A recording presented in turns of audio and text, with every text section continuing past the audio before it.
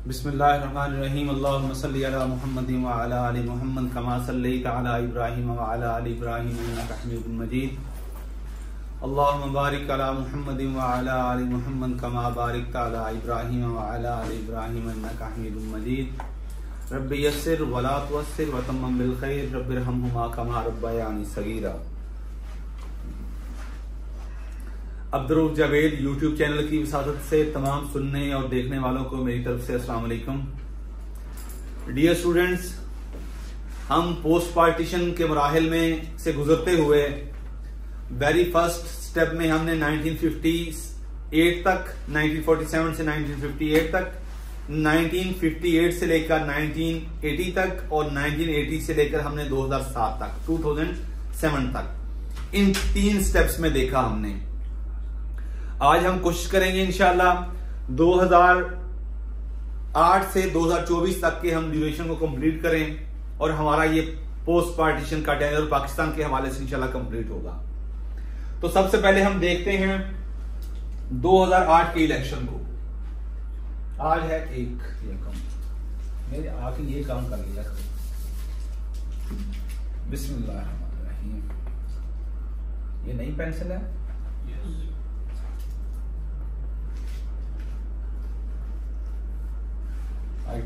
Wednesday है, Thursday Thursday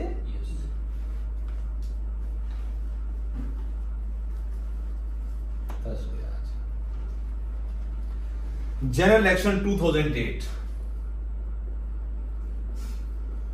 एक दो चेक कर लेते हैं, आवाज वगैरह ठीक है।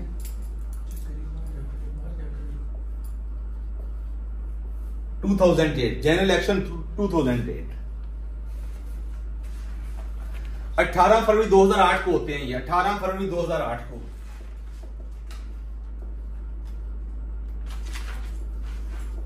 फरवरी 2008 को होते हैं। ये पाकिस्तान की 13th नेशनल असेंबली बनती है।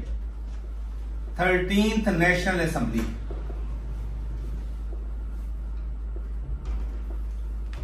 दो 2008 में आपकी कौन सी असेंबली बनती है? 13th national assembly.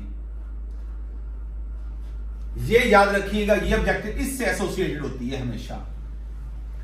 13th 2013 में आपकी,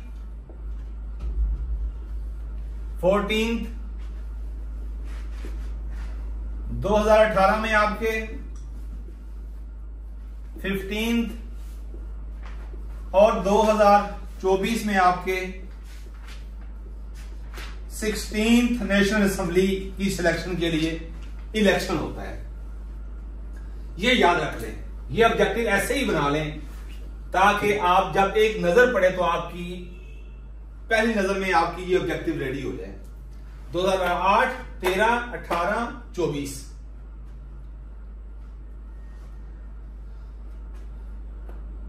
2018 13th national assembly, 2013 14th, 2018 15th, 2024 16th national assembly. National assembly की यहां तक टोटल सीट्स चलती हैं 2018 की 30th असेंबली के लिए। नेशनल असेंबली की 342 सीट्स थी। उस टाइम फाटा जो है वो नेशनल असेंबली केपीके के अंदर जो उसकी प्रोविंशियल असेंबली उसमें जम नहीं किया गया था। फाटा की इंडिपेंडेंट अलग सीट्स थी नेशनल असेंबली के अंदर। जब फाटा को जम कर दिया गया केपीके में तो फिर इसकी सीट्स अब 336 हो चुकी हैं। उस टाइम कितनी सी? जब 13th पार्लियामेंट बनी, नेशनल असेंबली बनी, तो ये ऑब्जेक्टिव आ सकती है। उस टाइम कितनी सीट्स थी? 342 सीट्स थी। ये हो गया। इन 142 सीट्स में किसी भी पार्टी को मेजोरिटी हासिल करने के लिए कितनी सीट्स चाहिए होती हैं? 172। मेजोरिटी के लिए 172 ये टोटल सीट्स हैं और मेजोरिटी हासिल करने के लिए फॉर मेजोरिटी 172 सीट्स चाहिए होती हैं। अब बहुत इंपॉर्टेंट ऑब्जेक्टिव है कि 2008 के इलेक्शन में कितने फीसद लोगों ने हिस्सा लिया, पार्टिसिपेट किया।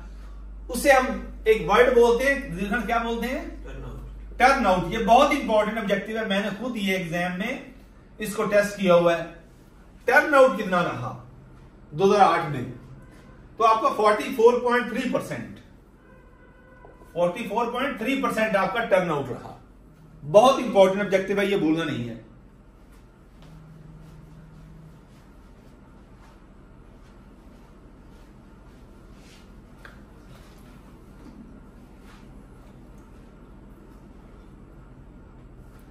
ये हो गया आपका इस हवाले से। 2007 का एक और इंपॉर्टेंट पॉइंट 3 नवंबर 2007 3 नवंबर 2007 को परवेज मुशर्रफ ने आपके मुल्क में इमरजेंसी लगाई थी।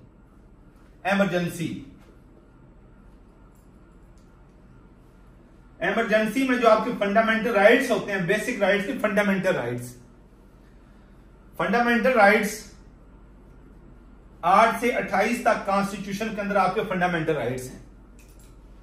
8 से 28 आर्टिकल, 8th आर्टिकल से 28th आर्टिकल तक आपके फंडामेंटल राइट्स हैं। तो ये जो फंडामेंटल राइट है ये सस्पेंड हो जाती हैं। आपका कॉन्स्टिट्यूशन के लिए वर्ड यूज है एब्रोगेट, GAT, एब्रोगेट, मुअत्तल हो जाना। मुअत्तल कॉन्स्टिट्यूशन 3 नवंबर 2007 को इसने मुअत्तल एब्रोगेट करके इमरजेंसी नाफिज कर दी थी। ये याद रखिएगा। किसने लगाई थी? परवेज मुशर्रफ ने।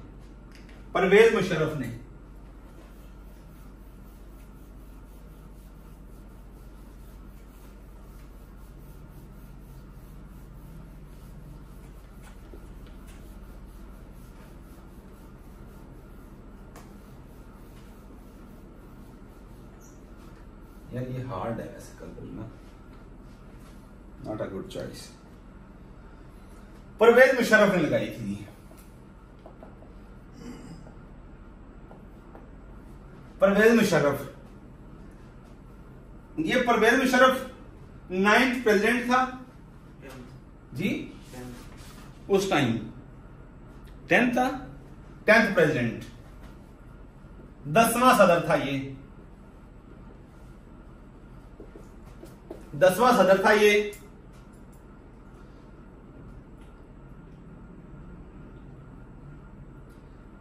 इससे पहले रफीक तारड़ सदर था, वो था 9th प्रेसिडेंट, रफीक तारड़। और इस मुशर्रफ ने इसे फोर्स किया था और इसने रिजाइन दिया था। रफीक तारड़ ने रिजाइन दिया था, रिजाइंड फ्रॉम द ऑफिस, इसने रिजाइन दिया था रफीक तारड़ ने।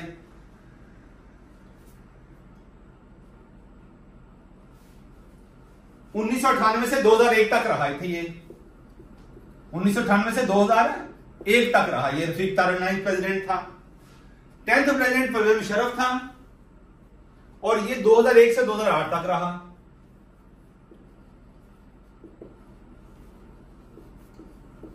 Parvez Musharraf 10th president, 9th president 1998 से 2001 तक। इसे रिजाइन किया गया इसने।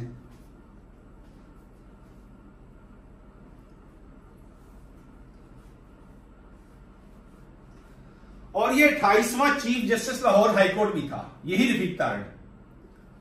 28th चीफ जस्टिस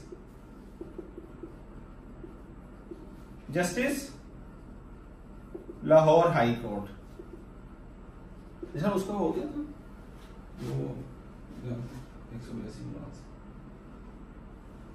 उनके रिक्रूटमेंट हुई। Okay, 28th chief justice Lahore high court रहा है ये, यही रफीक तारड़ जो हमारा 9th प्रेसिडेंट था। 28th chief justice of Lahore high court.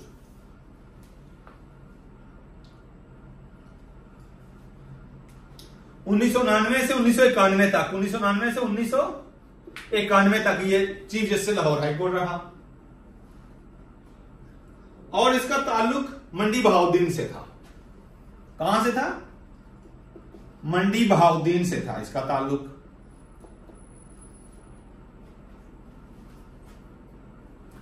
अब परवेज मुशर्रफ किया जाए। ये 10वां आपका सदर था। एक तो ये होगी इसकी चीजें, दूसरा इसका आ जाएंगे। ये 10th chairman of joint chiefs था। Chairman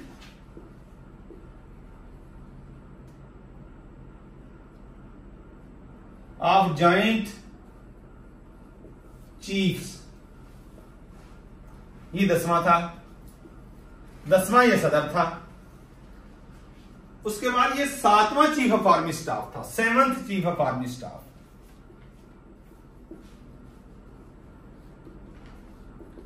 chief of army staff था ये, 7th chief of army staff था ये। 3 ऑब्जेक्टिव होगी इंपॉर्टेंट इसके हवाले से। 1998 से 2007 तक ये रहा। 1998 से 2007 तक रहा ये। और ये दिल्ली में पैदा हुआ। कहां पैदा हुआ था ये परवेज मुशर्रफ? दिल्ली में पैदा हुआ था और इसकी डेथ होती है दुबई में और कराची में ये दफन है। ये दफन कहां है? ये ऑब्जेक्टिव आई हुई है। कबर या दफन कहां है? कराची में है। दिल्ली में पैदा होता है, पैदाइश दिल्ली, वफात दुबई हॉस्पिटल में, और जो दफन है वो कराची में है जी। और इसकी जमात का नाम है आल पाकिस्तान मुस्लिम लीग। 2010 में बनाई थी इसने। इसकी पार्टी का नाम है आल पाकिस्तान मुस्लिम लीग। 2010 में इसने बनाई थी, 1 अक्टूबर 2010। इंपॉर्टेंट पर्सनैलिटी है, बड़ा अपनी सियासत में इसने असर छोड़ा है और फ्रेश है ये, अभी वेरी रिसेंट है। 14 साल हुए हैं इसके पीरियड को। ये है इसके हवाले से चीजें। और इसने ये पार्टी लॉन्च की थी, इसने लंदन में की थी। ये आल पाकिस्तान मुस्लिम लीग लंदन में की थी इसने लॉन्च, लंदन में लॉन्च की थी इसने पार्टी। ये थी इंपॉर्टेंट मुशर्रफ के हवाले से न्यूज।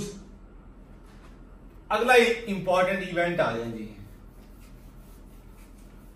ये करो ना, शाबाश। कोई याद करना, बड़ा पेंसिल ठीक नहीं है। शाबाश, चलो जल्दी कर दो।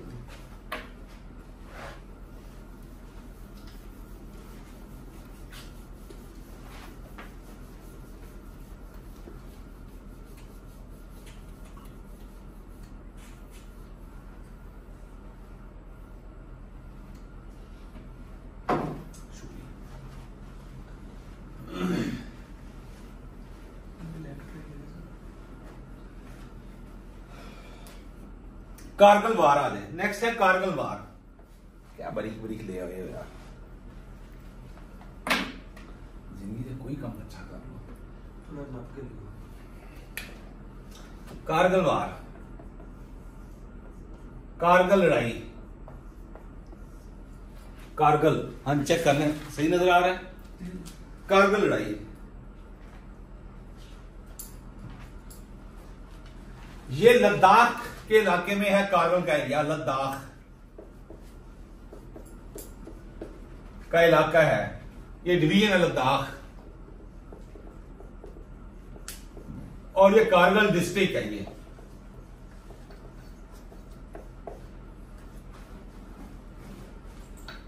मई 1994 से जुलाई 1994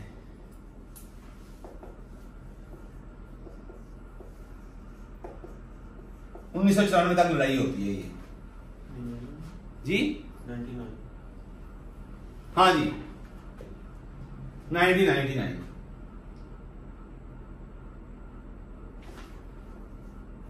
जी कारगिल की लड़ाई, ये होती कारगिल की लड़ाई। ये क्योंकि मुशर्रफ से एसोसिएटेड था इसलिए मैं इसका जिक्र कर रहा हूं। अब ये मैंने मेरे को बता दिया था ऑपरेशन सफेद सागर, जिस तरह ऑपरेशन विजय बताया था नजीर खान, ऑपरेशन विजय VIJAY,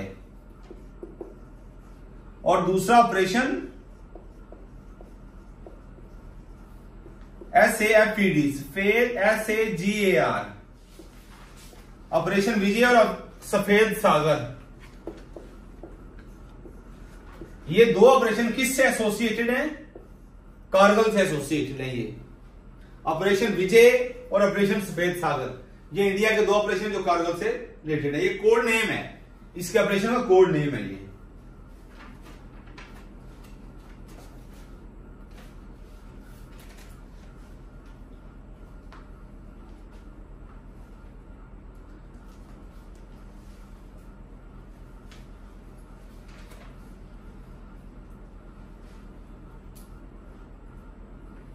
अब मुशर्रफ ने अपने आप को, अपने इक़्तिदार को तूल देने के लिए 2002 के अंदर 30 अप्रैल 2002 का रेफरेंडम करवाया था। ये एक इंपॉर्टेंट डेवलपमेंट थी। 30 अप्रैल 2002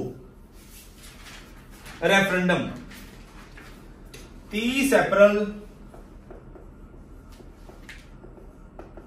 2002 रेफरेंडम होता है ये। जिस तरह अयूब ने भी करवाया, जिया ने भी करवाया रेफरेंडम कि अपने ही एक तरीके से अपने ही पसंदीदा लोगों से एक अपने रूल को लेजिटिमेट करने के लिए, अपने इक़्तिदार को लेजिटिमेट करने के लिए एक रेफरेंडम कराया जाता है। इसके सवाल राय करवाई जाती है कि लोगों ने मेरी फेवर में वोट दिए हैं। तो इसने कब करवाया? 30 अप्रैल 2002 के अंदर। और 2002 में जनरल इलेक्शन होते हैं। 2002 में इलेक्शन करवाते हैं ये मुशर्रफ साहब। सब ब्लैक या ब्लू यूज कर रहे हैं जी, ब्लैक या ब्लू। ओके।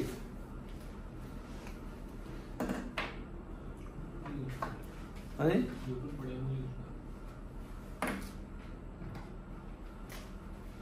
2002 में इलेक्शन होते हैं जी, 10 अक्टूबर 2002 को। यस, 10 अक्टूबर 2002 को इलेक्शन होते हैं, जनरल इलेक्शन 2002 के जनरल इलेक्शन 10 अक्टूबर 2002 को होते हैं। 12th नेशनल असेंबली के लिए, 12वीं नेशनल असेंबली के लिए।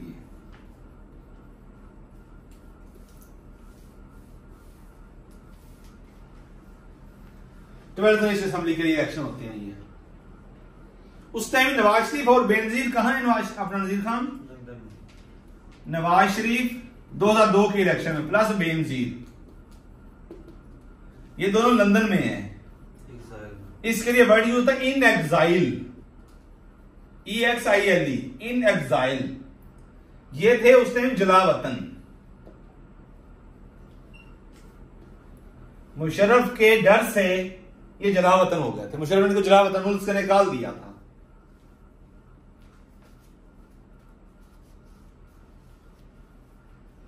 पीपी का एक नया नाम था, पाकिस्तान पीपल्स पार्टी पार्लियामेंटेरियंस।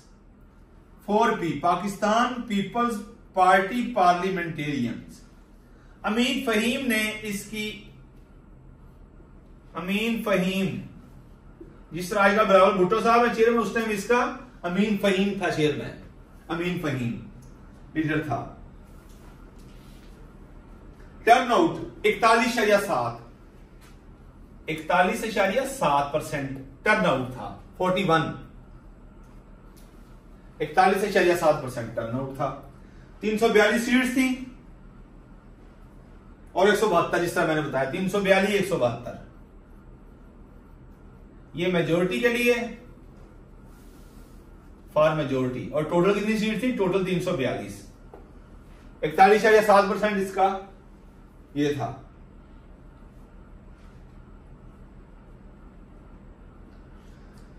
तो इसमें जो प्राइम मिनिस्टर बनता है वो बनता है जफरुल्लाह खान जमाली। प्राइम मिनिस्टर कौन बनता है? Zafarullah Khan Jamali. 15th prime minister, 15th prime minister बनता है Zafarullah Khan Jamali, 15th prime minister.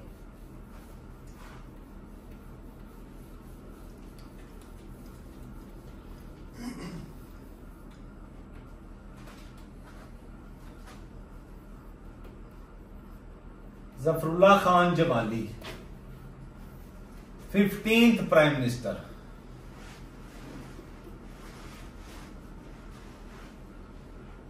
Speaker जो बनता है उस time, speaker of national assembly,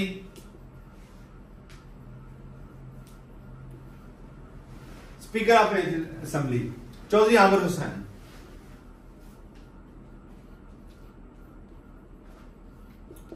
Chaudhry Amir Hussain. Leader of opposition Maulana Fazlur Rehman. Leader of opposition Maulana Fazlur Rahman.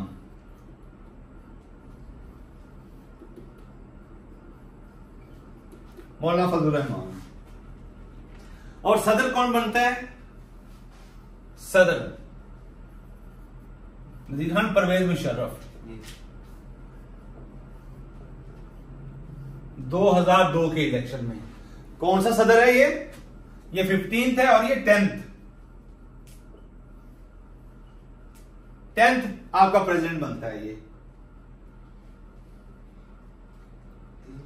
जी। अब ये जफरुल्लाह खान जमाली जो है ये बलोचिस्तान का सीएम भी रहा है। उसका नंबर है ये 2 बार ये रहा है जफरुल्लाह खान जमाली, 5वां और 12वां 12th CM of Balochistan.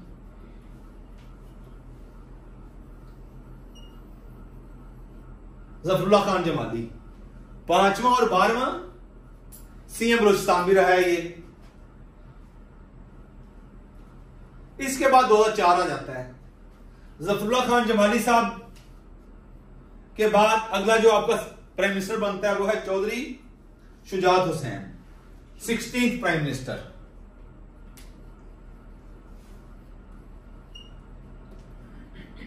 Chaudhary Shujaat Hussain 16th PM।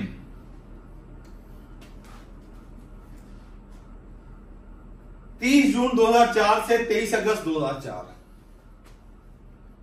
30 जून 2004 से 23 अगस्त 2004। जिसमें shortest tenure as prime minister किसका है? नूरुल अमीन का। नूरुल अमीन 13 दिन। जो आपका शॉर्टेस्ट टेन्योर है as prime minister of Pakistan,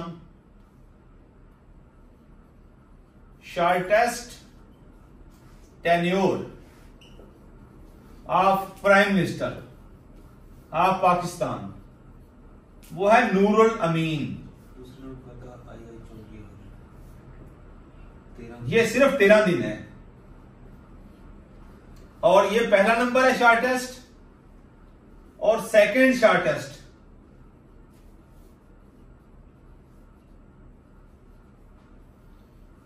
आई चुंदरीगढ़।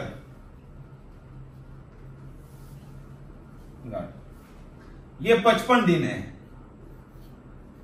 ये दोनों बहुत इंपॉर्टेंट ऑब्जेक्टिव थी, ये नहीं भूलनी आपने। शॉर्टेस्ट टेन्योर मतलब होता है टाइम पीरियड, दौरानिया टेन्योर ऑफ प्राइम मिनिस्टर किसका है? नूरुल अमीन का। ये कौन सा पीरियड है इसका?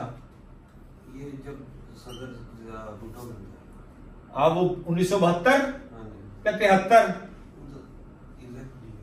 देखे ना एग्जैक्ट डेट। ये है जी शॉर्टेस्ट और सेकंड शॉर्टेस्ट पीरियड ये आ गया। अब ये आपका 16 प्राइम मिनिस्टर बनता है चौधरी शुजात हुसैन। वो इसका क्या है? 30 जून 2004 से 23 अगस्त 2004 तक। 7 दिसंबर 2020 से 20 दिसंबर 7 दिसंबर 1971 से 7 दिसंबर 1971 से 1971 जी। हाँ जी 20 दिसंबर 1971 जी 20 दिसंबर 1971 20 दिसंबर 1971 1971 7 दिसंबर 1971 से 20 दिसंबर 1971 तक इसका टाइम पीरियड है नूरुल अमीन का।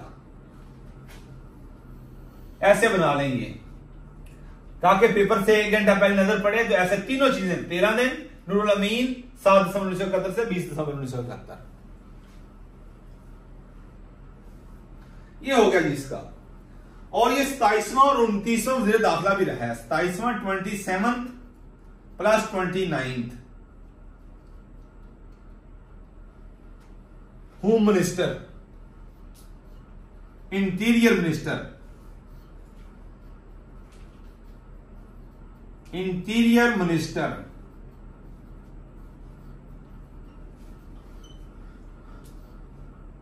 27वां और 29वां चौधरी शुजात हुसैन, जो 16वां हमारा प्राइम मिनिस्टर रहा है।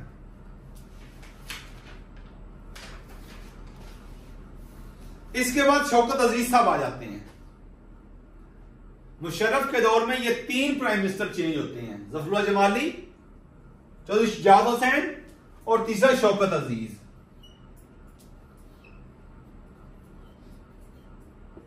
शौकत अजीज ये 17th प्राइम मिनिस्टर है आपका, 17th प्राइम मिनिस्टर है और ये 2004 से 2007 तक रहता है।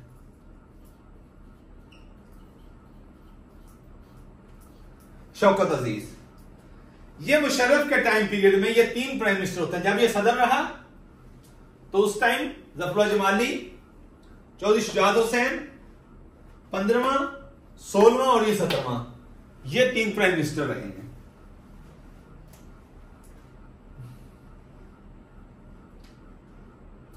अब 2008 का इलेक्शन आ जाए।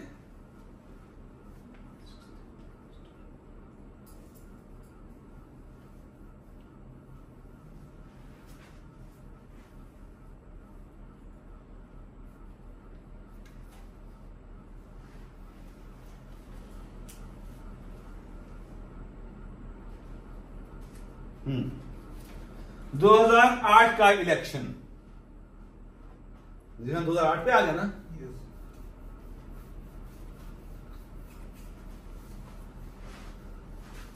कहां से हमने शुरू किया था? आज मुशर्रफ है राम।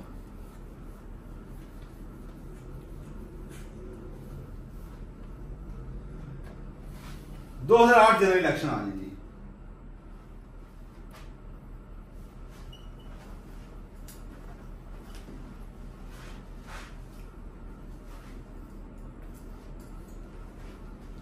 ये 30th नेशनल असेंबली के लिए था।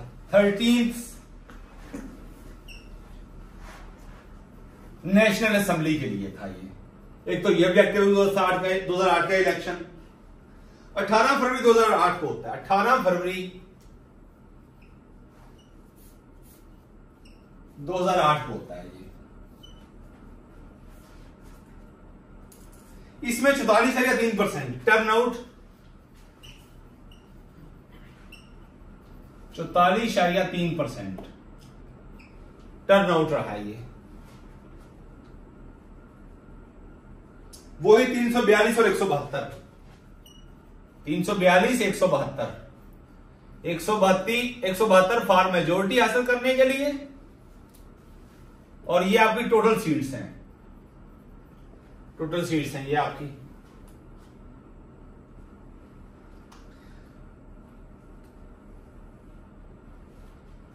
एक 2007 की बड़ी इंपॉर्टेंट ऑब्जेक्टिव रह गई है। 27 दिसंबर क्या हुआ था अनुष्ठान? 27 दिसंबर 2007 को माइंड अप्लाई किया करो, कंफ्यूज ना हो जाएगा। 27 दिसंबर 2007 बेनजीर की डेथ हुई थी, बेनजीर की वफात हुई थी। कहां? पिंडी में।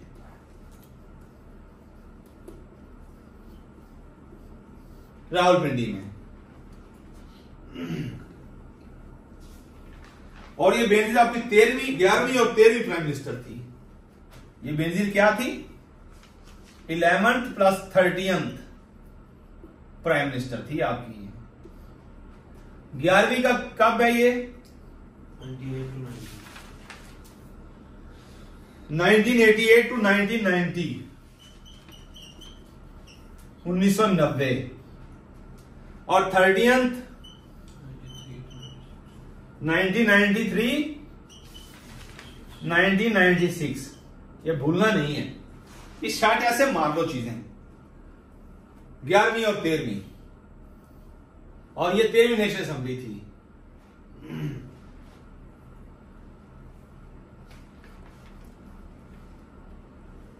अब प्राइम मिनिस्टर बनता है यूसुफ रजा गिलानी।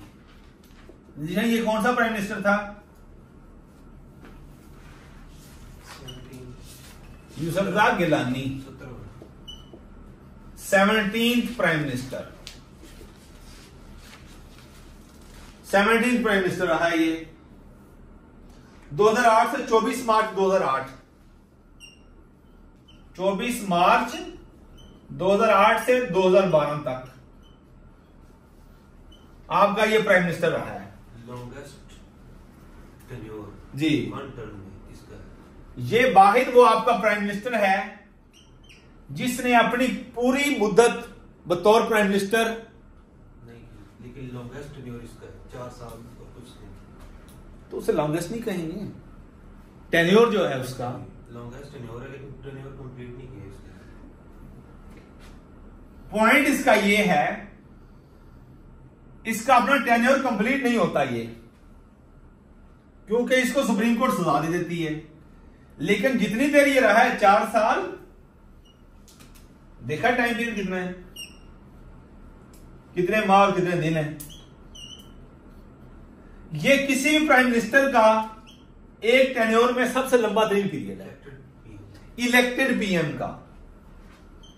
किसी भी मुंतखब पीएम का बतौर प्राइम मिनिस्टर एक ही टेन्योर में 4 साल सबसे लंबा पीरियड है इसका। हाँ जी, 4 साल 86 डेज, 4 साल 86 दिन, कितने महीने और कितने दिन ये बताओ? 2 माह 26, 2 माह क्यों? हाँ, 4 साल 2 माह और 26 दिन, ये है इसका लॉन्गेस्ट इलेक्टेड प्राइम मिनिस्टर का एक टेन्योर में लॉन्गेस्ट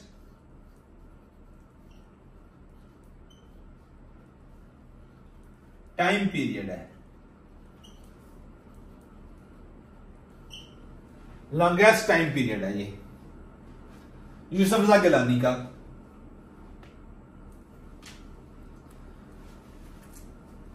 और ये आपका मौजूदा चेयरमैन सेनेट भी है, करंट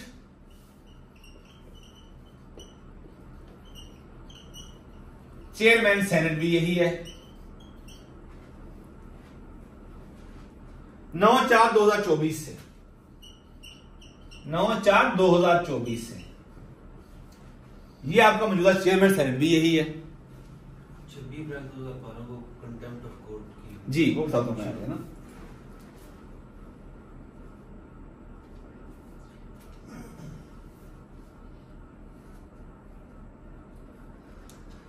ये जो अभी है ये 9/4 से याद रखिएगा, ये नौवां आपका ये चेयरमैन सेनेट है, ये 9th चेयरमैन सेनेट है ये आपका मौजूदा। और कंटेम्प्ट ऑफ कोर्ट कब लगती है इसके ऊपर? 26 अप्रैल 30 सेकंड की सजा। एक एमसीक्यू आया हुआ, कितनी सजा हुई? जी,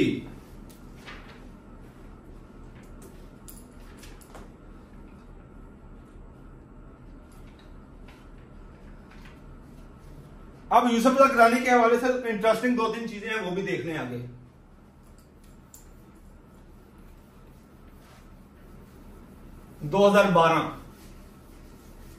जून 2012 में सुप्रीम कोर्ट इसको डिस्क्वालीफाई करती है, इसी वजह से इसने अपना टेन्योर पूरा नहीं किया था। इसकी बेटी का नाम है फौजिया गिलानी। क्या नाम है? फौजिया गिलानी। फौजिया गिलानी। फौजिया गिलानी ने स्टेट बैंक का पाकिस्तान से और एक और बैंक है उससे इसने लोन लिया और लोन को इसने वापस नहीं किया, जिसकी वजह से इसको रेस्पॉन्सिबल ठहराया गया और कोर्ट ने फिर इसको सजा दी, डिस्क्वालीफाई किया इस वजह से, फौजिया गिलानी के लोन वापस ना करने की वजह से। जी, सुप्रीम कोर्ट ये कहती थी कि स्विस बैंक को लेटर लिखी हुई सरकारी की क्या आप वहां पे पड़ी हुई है। हाँ जी, जायदादें इसने नहीं लिखा, इस वजह से सुप्रीम कोर्ट की बात ना मानने पे कंटेम्प्ट ऑफ कोर्ट लगा। जी, इसके ऊपर कंटेम्प्ट ऑफ कोर्ट भी लगी थी। Contempt of court,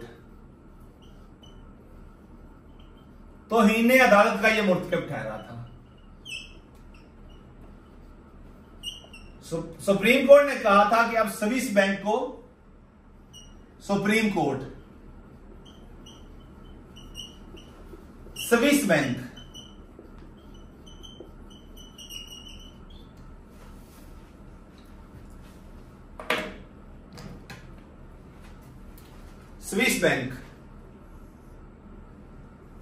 Swiss bank को आप लेटर लिखें आसिफ अली जरदारी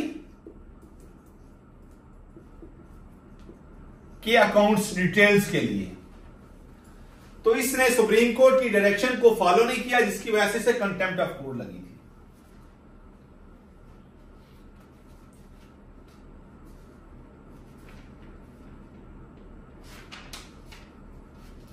छब्बीस अप्रैल 2012 को 26 अप्रैल 2012 को इसे कंटेम्प्ट ऑफ कोर्ट की सजा मिली। और यह पाकिस्तान का वाहिद प्राइम मिनिस्टर है जिसे दौरान सर्विस बतौर प्राइम मिनिस्टर इसको सजा दी गई। 26 अप्रैल 2012 को 30 सेकंड की यह सजा थी। 30 सेकंड की सजा सुनाई गई। वो सजा क्या थी कि वो कोर्ट के अंदर मौजूद रहेंगे, बाहर नहीं जाएंगे, कोर्ट की कस्टडी में रहेंगे। वर्ड यूज होता है till rising of court, RISING, rising of court. ये राइजिंग ऑफ कोर्ट होता है जब तक कोर्ट खत्म नहीं हो जाती, जब तक। ये सिंबॉलिक है। Till rising of court, rise होता है खड़े होना। जजेस, जस्टिस साहबान जब तक अपनी सीटों से खड़े होकर कोर्ट खत्म नहीं कर देते, उस वक्त तक ये कोर्ट की कस्टडी में रहेगा। 30 सेकंड तक इसको सजा दी गई थी और लिखा था sentence to be held in custody, held in custody.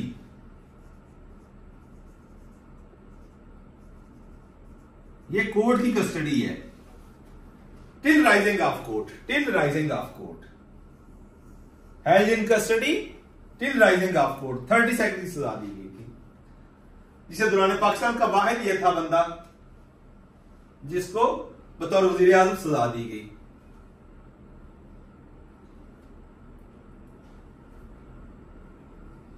दो 2009 में राह निजात ऑपरेशन भी शुरू हुआ था। राह निजात ऑपरेशन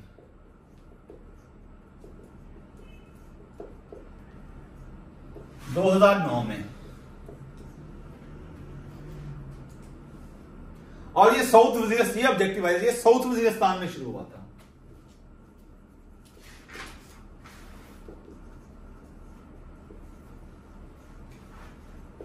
साउथ वजीरिस्तान में शुरू हुआ था। एक और ऑपरेशन था black thunder storm, black thunder storm. यह ऑपरेशन था 2000, यह भी 2009 में शुरू हुआ था।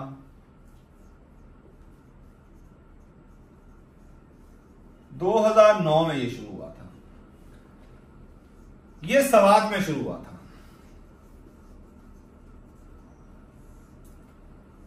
यह ऑब्जेक्टिव याद रखिएगा।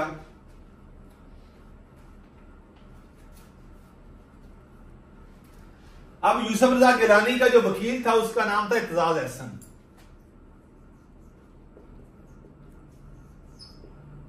यूसुफ रजा गिलानी का वकील था ये।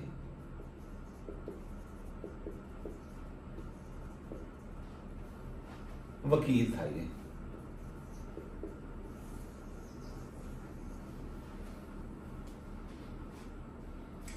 उस टाइम जो स्पीकर थी नेशनल असेंबली की, कौन थी? Fahmida Mirza, first female speaker of national assembly. वैसे भी ऑब्जेक्टिव ये आ सकती है, बहुत बार ये पीपीएससी के पास्ट पेपर्स में ये ऑब्जेक्टिव आई हुई है। First female speaker of national assembly is Fahmida Mirza. Speaker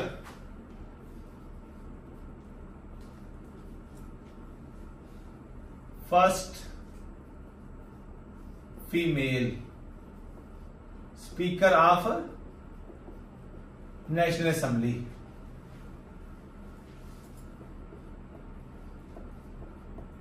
Fahmida Mirza थी। और उस टाइम चीफ जस्टिस कौन था? इफ्तिखार अहमद। अहमद के मोहम्मद, पक्की बात बताएं। इफ्तिखार अहमद।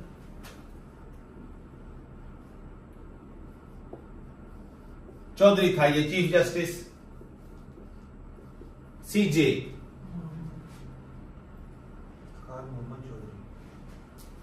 इफ्तिखार मोहम्मद चौधरी ये चीफ जस्टिस था।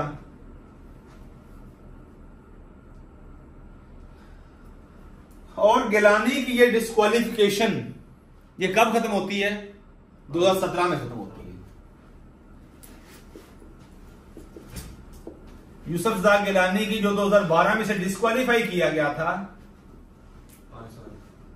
5 साल के लिए था, और ये 2017 में खत्म होती है। इसी वजह से 2018 की इलेक्शन में इसने हिस्सा लिया था। इलेक्शन में इसने हिस्सा लिया था। अब जनरल इलेक्शन आ जाए 2018, यहां कोई इंपॉर्टेंट पॉइंट रह तो नहीं गया? हाँ, कौन कौन से? जी बता दें मुझे, अगर बच्चों से भी ये डिस्कस करना है।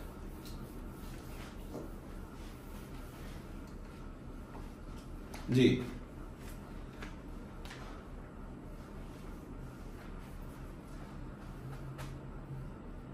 2018 जनरल इलेक्शन।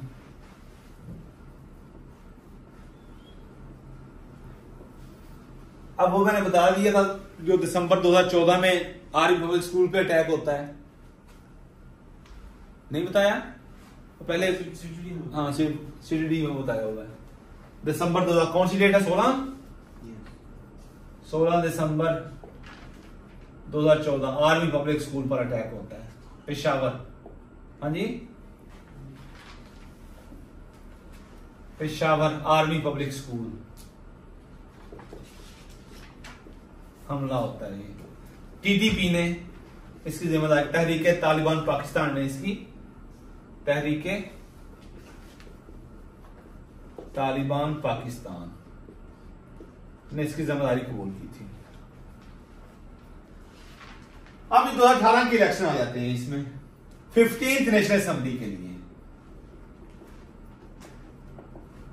कौन सी असेंबली है? 15th नेशनल असेंबली है। 25 जुलाई 2018 को बेहा जी कर लेते हैं वो भी। अब वो कहां है? 2013 की इलेक्शन कर लेते हैं। ये शॉर्ट सा लिख लो, इसमें शॉर्ट सी ऑब्जेक्टिव है बस।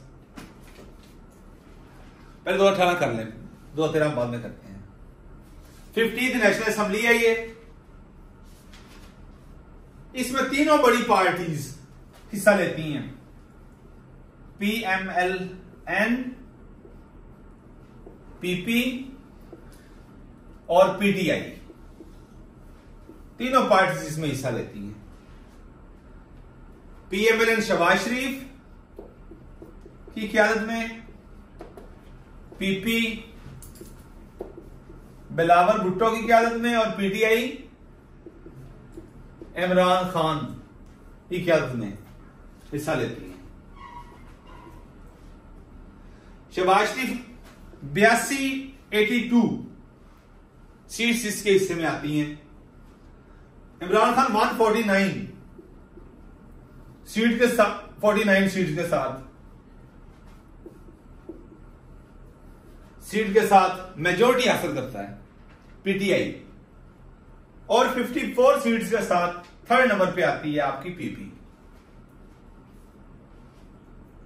और इसमें जो आपका टर्नआउट है, टर्नआउट वो आपका रहा है 51.7%। मेरा ख्याल है कि जो सबसे ज्यादा टर्न आउट है मुझे तो लगता है यही है। कितना है ये? 51.7%। जो हाईएस्ट टर्न आउट है जितने भी इलेक्शन हुए हैं 1970 से लेकर, मुझे तो ये लगता है, चेक कर लेते हैं इसको। टर्न आउट 2018 के इलेक्शन में कितना है आपका? 51.7%। टर्न आउट से मुराद कितने लोगों ने इस इतनी बड़ी एक्टिविटी में हिस्सा लिया, डिसीजन मेकिंग प्रोसेस में हिस्सा लिया, उसे टर्न आउट कहते हैं। 51.7%। असद कैसर साहब स्पीकर बने इसमें। Asad Qaiser speaker national assembly, Asad Qaiser बना ये नेशनल असेंबली का स्पीकर। ये कासम सूरी डिप्टी स्पीकर बना, डिप्टी स्पीकर, डिप्टी स्पीकर बना ये। और प्राइम मिनिस्टर इमरान खान बना, the great Imran Khan prime minister बना, प्राइम मिनिस्टर बना ये 22वां पीएम था आपका। कौन सा? नजीर खान 22वां, 22nd आपका ये प्राइम मिनिस्टर था।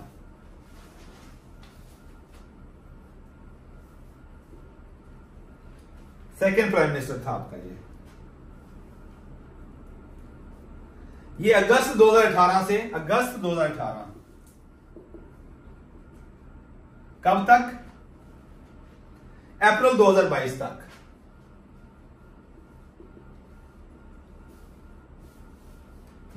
तक ये आपका 22वां प्राइम मिनिस्टर रहा है।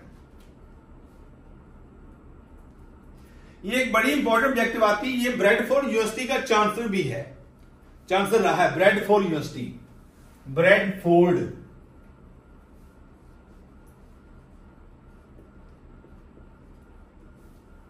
यूनिवर्सिटी का ये चांसलर भी रहा है।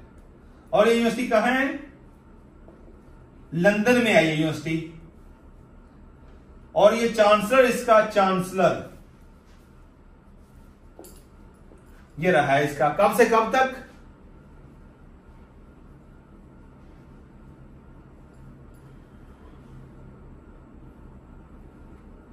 2005 से 2014 तक।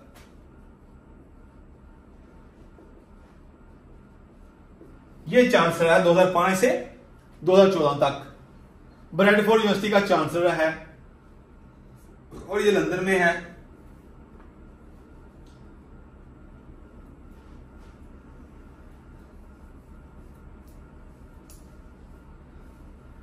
ये चेयरमैन पीटीआई, पीटीआई कब बनाई इसने? 1996 में। ये चेयरमैन रहा पीटीआई का, चेयरमैन पीटीआई 1996 से लेकर कब तक? 2023 तक ये चेयरमैन रहा है।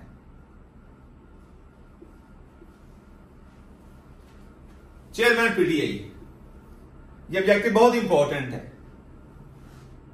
इसकी 3 शादियां थी, खान इमरान खान की 3 शादियां थी। जमाइमा गोल्ड स्मिथ, ये ऑब्जेक्टिव आ सकती है कि पहली शादी किससे थी? जमाइमा गोल्ड स्मिथ से थी। और ये कब से कब तक रही? नजीर खान अगर आप बता देंगे तो मैं आपको 1000 रुपीज दूंगा। 2004 तक।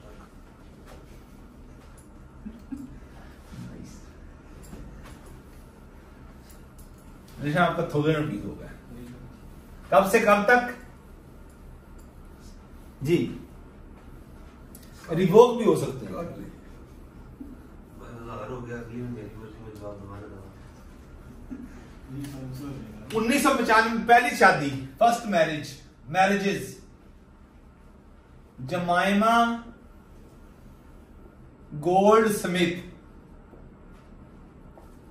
1994 से 2004 तक पहली शादी इसकी। दूसरी शादी रेहान खान से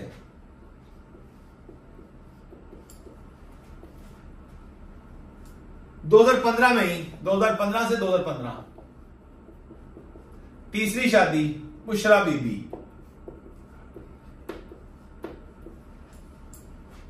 2018 से टिल डेट चल रही है ये।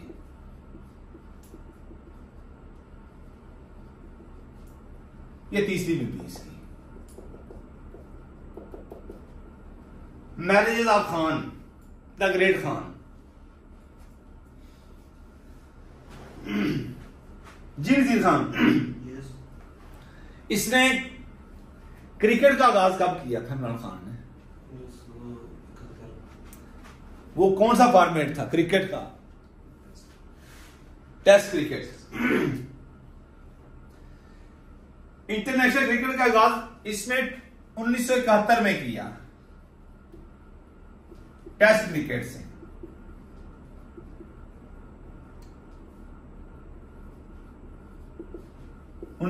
और इंग्लैंड के खिलाफ पहला इसने मैच खेला था। वनडे का भी इसने इंग्लैंड के खिलाफ ही खेला। लाहौर में 16 साल की उम्र में डेब्यू किया था।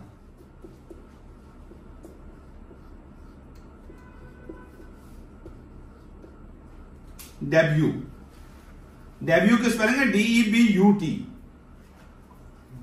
डेब्यू किया था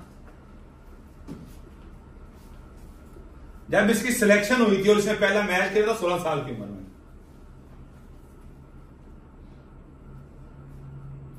और 1975 में टेस्ट क्रिकेट और 1974 में न्यूजीलैंड वनडे क्रिकेट, और वो भी इसने इंग्लैंड के खिलाफ ही खेला था।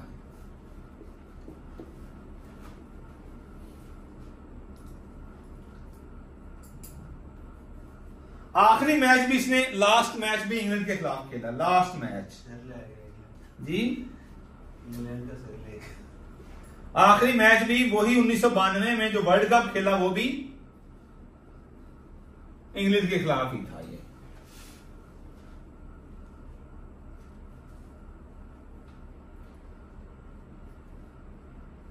और आखिरी टेस्ट मैच श्रीलंका के खिलाफ खेला था फैसलाबाद में। लास्ट मैच ये ODI था, और जो टेस्ट था, लास्ट टेस्ट,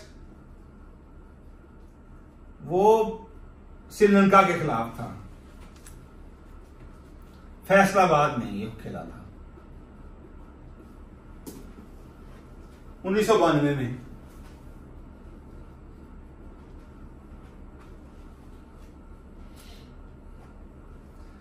इमरान खान जब क्रिकेट टीम का कैप्टन बना तो उससे पहले कैप्टन कौन था? नजीर खान।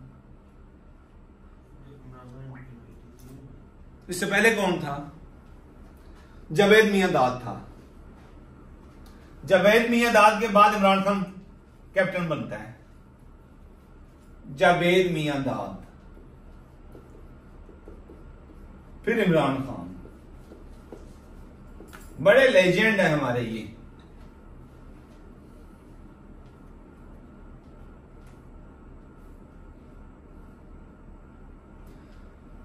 जी, PTI का मौजूदा चेयरमैन कौन है? गौहर अली खान।